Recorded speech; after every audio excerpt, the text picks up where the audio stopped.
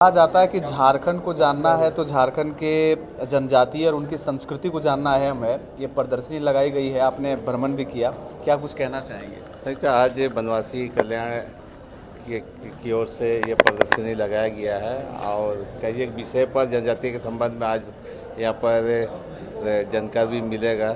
लोगों को अपना प्रवचन के माध्यम से भी उनका लाभ लोगों को प्राप्त होगा।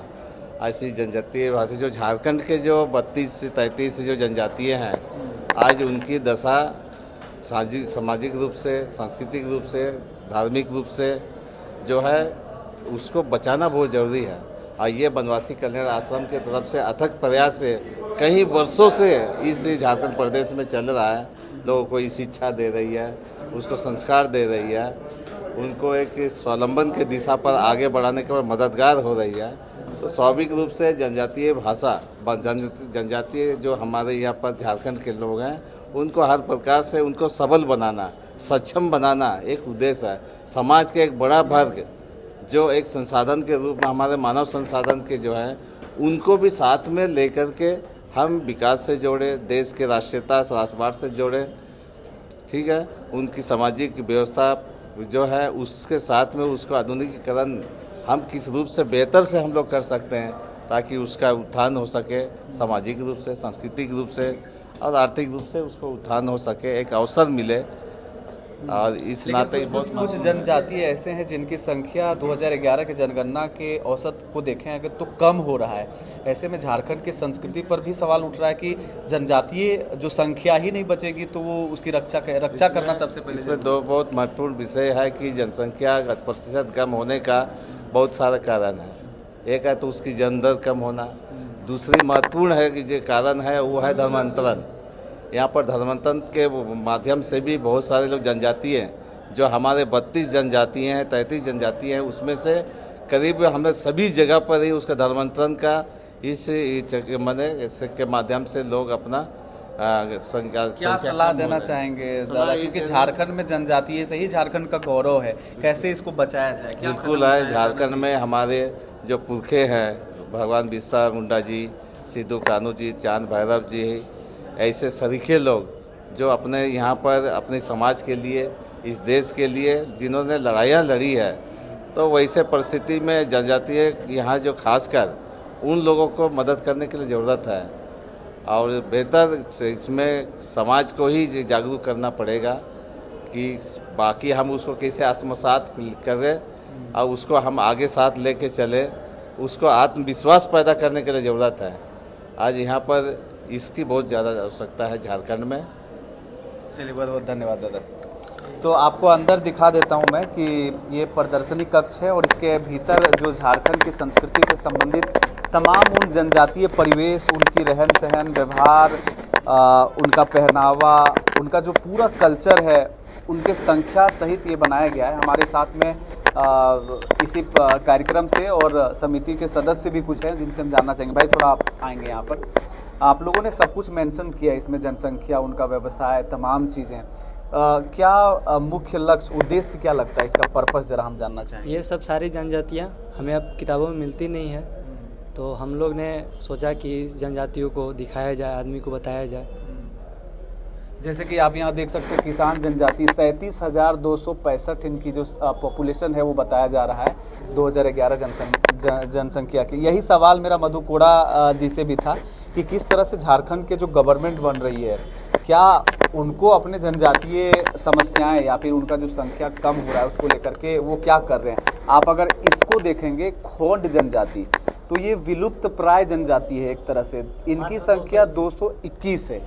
अगर इसके लिए सरकार कदम नहीं उठाती, अगर क्या कर रही है, सवाल है कि अगर इसको नहीं बचाया जाए तो ये जनजाति आपको देखने के लिए झारखंड में बहुत कम मिलेंगे। ज़रा इसके बारे में अगर बात करूं तो ये पर्व, माघ पर्व, सरहुल, कर्मा जैसे त्यौहार मनाते हैं। इनका संगीत भी यहाँ मेंशन किया गया है, मोरिया नृत्य, जानी नृत्य, केड़ू नृत्य और शिकार नृत्य।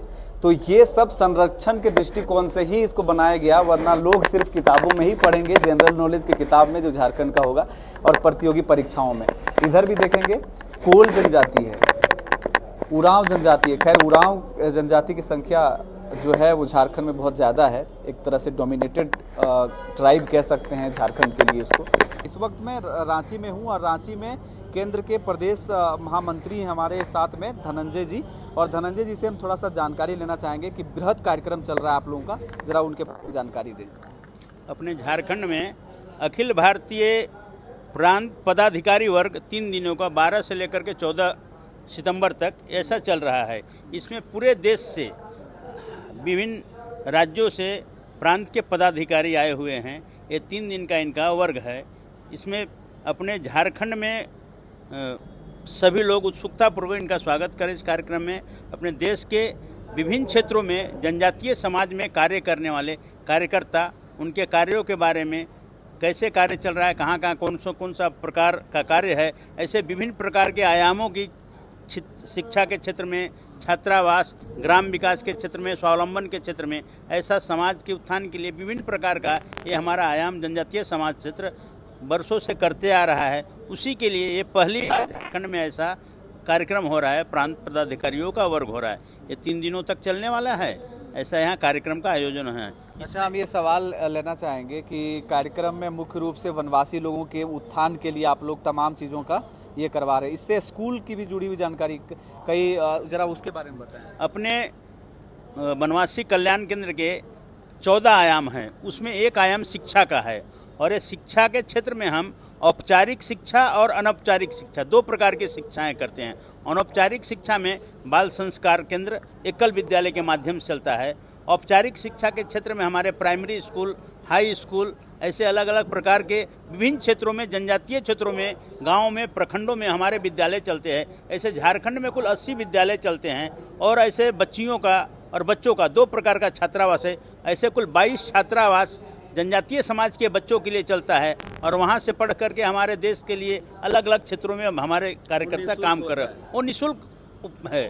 छात्रावास में हमारे जनजातीय कितने लोग हैं, किस तरह से सहयोग राशि कहाँ से इकट्ठा कर पाते हैं पूरे चीज़ों को ये चलाने के लिए, संचालन के लिए? इसका जो संचालन है, इस समाज का कार्य है, तो हम समाज से ही इसके लिए सहयोग लेकर के, समाज का कार्य है तो समाज के सहयोग से ही इसका संचालन करते हैं। विद्यालय का जो इंफ्रास्ट्रक्चर है, जो संरचना है, ये खड़ा करने के लिए हम बड़े इसमें NGO के माध्यम जो CSR फंड रहता है उसके सहयोग से, लेकिन जो संचालन का कार्य है इसका, वो हम समाज के सहयोग से ही लेते हैं। उनके बारे में जानकारी लेके जाएंगे। उनका अपने अपने प्रांतों में भी स्वागत होने वाला है। ये देश के सभी जिलों में 40 प्रांतों से लोग आए हुए हैं। नागालैंड, असम, उत्तर प्रदेश, सभी जितने भी राज्य हैं अपने, यहाँ तक कि नेपाल, मणिपुर, सभी राज्यों से लोग आए हैं। 40 प्रांतों के लोग हैं। तो देखिए, बहुत सुंदर पहल यहाँ देखने को मिल रहा है। देश के कई हिस्सों से लोग आए हुए हैं, और झारखंड की संस्कृति और जो वनवासी लोग हैं, यहाँ की जो ट्राइब्स हैं और यहाँ के तमाम जनजाति हैं, आपको मैंने दिखाया था कि किस तरह से उनका जो अपना एक संस्कृति है, विसंगतियों में रहना है। तमाम जनजातियों को भी यहाँ पर प्रदर्शन कक्ष में वो लगाया गया था। आप ओंकार झारखंड देख रहे हैं। ऐसे ही और जानकारी के लिए आप जुड़े रहें। मेरा नाम है रवि भास्कर। देखते रहें। नमस्कार।